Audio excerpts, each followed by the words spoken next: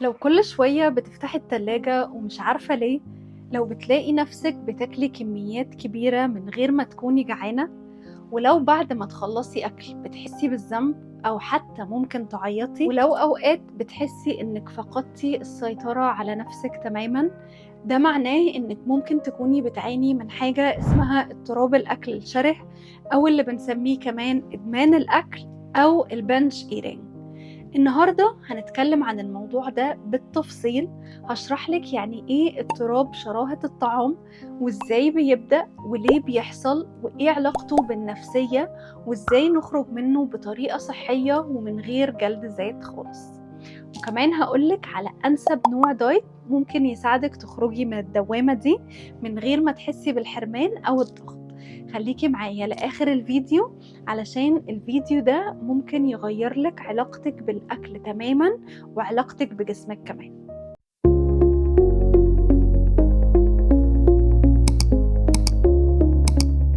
هلو للي أول مرة بيشوفني، أنا آية بلال، أخصائية تغذية علاجية. أول حاجة، يعني إيه اضطراب شراهة الطعام أو إدمان الأكل؟ ببساطة هو نوع من اضطرابات الأكل، الشخص فيه بياكل كميات كبيرة جدا من الأكل في وقت قصير، وغالبا من غير ما يكون جعان أصلا. وده بيحصل مع إحساس بفقدان السيطرة، وكأن الأكل هو اللي بيسوق مشاعرك مش العكس. يعني تلاقي نفسك قاعدة وفجأة جالك شعور إنك عايزة تاكلي أي حاجة، فتاكلي كيس شيبسي أو شوكولاتاية أو بيتزا برجر، وممكن تختمي بكنافة أو آيس كريم كمان. وبعدها تقعدي تبصي في المراية وتسألي نفسك أنا ليه عملت كده؟ اللي بيحصل هنا مش جوع جسدي خالص، ده جوع نفسي أو جوع عاطفي، أو حتى هروب من إحساس مضايقك. قوليلي في الكومنتس لو الإحساس ده بيجيلك، ولو بيجيلك كل قد إيه، علشان نقدر نحدد نوع. ايه بقى الفرق بينه وبين اننا نحب الاكل عادي؟ هتقوليني طب ما احنا كلنا بنحب الاكل. كويس انك فكرتي في النقطة دي. في فرق كبير بين انك تحبي الاكل وتستمتعي بطبق اكلك، وبين ان الاكل يبقى وسيلة للهروب من اي احساس مش حابة ان انت تحسي بيه، زي الخوف، الوحدة، التوتر، الملل، الحزن، واوقات الفرح كمان. اللي بيعاني من إدمان الأكل مش بياكل علشان هو جعان، هو بياكل علشان يهرب من إحساس معين أو يدفن حاجة جواه. طيب، إيه اللي ممكن يسبب شراهة الأكل؟ الأسباب كتير ومرتبطة ببعض، ومش دايما سهل إننا نحدد السبب بدقة، بس خليني أقولك أشهر الأسباب. أولا، الحرمان. لما تفضلي تعملي دايت قاسي وتمنعي نفسك من الأكل اللي انت بتحبيه، وتقولي أنا مش هاكل شوكولاتة تاني في حياتي، أنا هعيش على الزبادي والخيار بس، جسمك بيبدأ يحس بالخطر، ودماغك بتقولك أنا محرومة. فمجرد ما تشمي ريحة الأكل تلاقي نفسك بتاكلي بعنف، وكأنك بتنتقمي من الحرمان ده. تاني حاجة، المشاعر المكبوتة. اللي متعودة إن هي تكتم زعلها، أو مفيش حد بيسمعها، أو حتى مش عارفة تعبر عن نفسها، ممكن تلاقي نفسها بتاكل مش علشان الأكل حلو، لكن علشان الأكل بيسكت وجع جواها. وتالت حاجة هي التعود. انتي ممكن تكوني مش مكتئبة ولا محرومة، بس جسمك اتعود انك تتفرجي على مسلسل ومعاكي كيس فشار او سناكس بتاكليها، اتعود انك تنزلي الشغل ومعاكي قهوة ومعاها كرواسون، اتعود انك كل ما تقعدي فاضية لازم في حاجة بتتحط في بقك حتى لو انتي مش جعانة. كمان في سبب مهم، هو اضطراب في كيمياء المخ.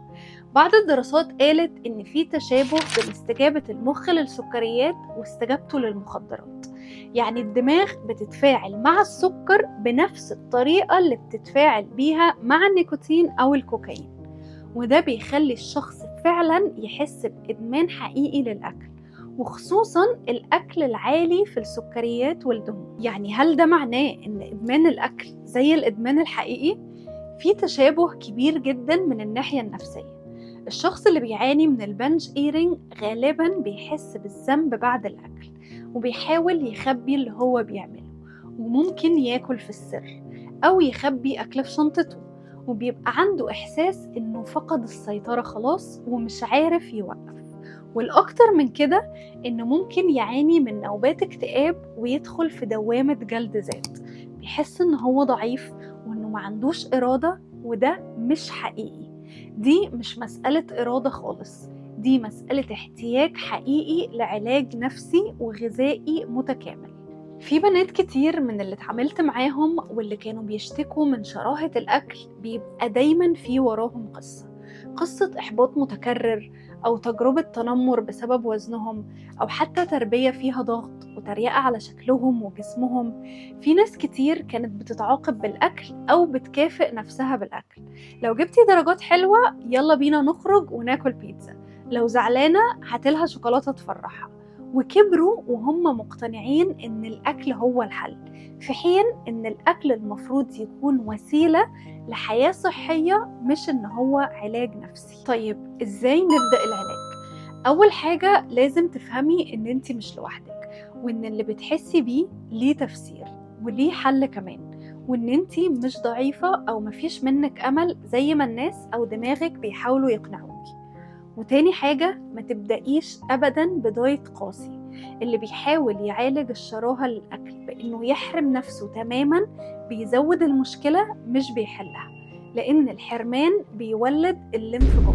وأنسب نوع دايت لعلاج إدمان الأكل أو الشراهة للأكل هو نظام مرن ومتوازن، اللي بنسميه نظام التغذية الحدسية. يعني ترجعي تسمعي لجسمك، هو جعان فعلا؟ طب هو محتاج إيه؟ هو شبعان؟ طب إزاي أقدر أوقف أكل قبل ما أوصل لمرحلة التخمة؟ هو متضايق؟ طب ممكن أتكلم بدل ما أكل؟ هو زهقان؟ طب ممكن أخرج أتمشى بدل ما أفتح التلاجة وأكل؟ كمان النظام اللي بتقللي فيه السكريات بالتدريج وبتدخلي فيه بروتين وخضار ودهون صحية بيساعد جسمك ومخك إن هما يهدوا وما يطلبوش أكل طول الوقت. ومهم جدا إن احنا ندخل معاها شوية أدوات نفسية، زي إنك تكتبي مشاعرك بدل ما انتي بتاكليها، أو إنك تتمشي وقت ما تحسي بتوتر، وإنك تبعدي عن الناس اللي بيحبطوكي، وإنك كمان تكافئي نفسك بحاجات غير الأكل تماما، لبس جديد، فيلم بتحبيه، برفيوم بتحبيه. عايزاكي تعرفي إن إدمان الأكل مش عيب ومش ضعف ومش نهاية العالم، هو علامة إن جسمك ونفسيتك محتاجين إن انتي ترجعي لهم وتسمعيهم وتديهم حب حقيقي مش أكل. لو الفيديو ده عجبك ما تنسيش تعملي له لايك وشير مع أصحابك، ولو استفدتي منه ما تنسيش تعملي سبسكرايب للشانل علشان يوصلك كل جديد.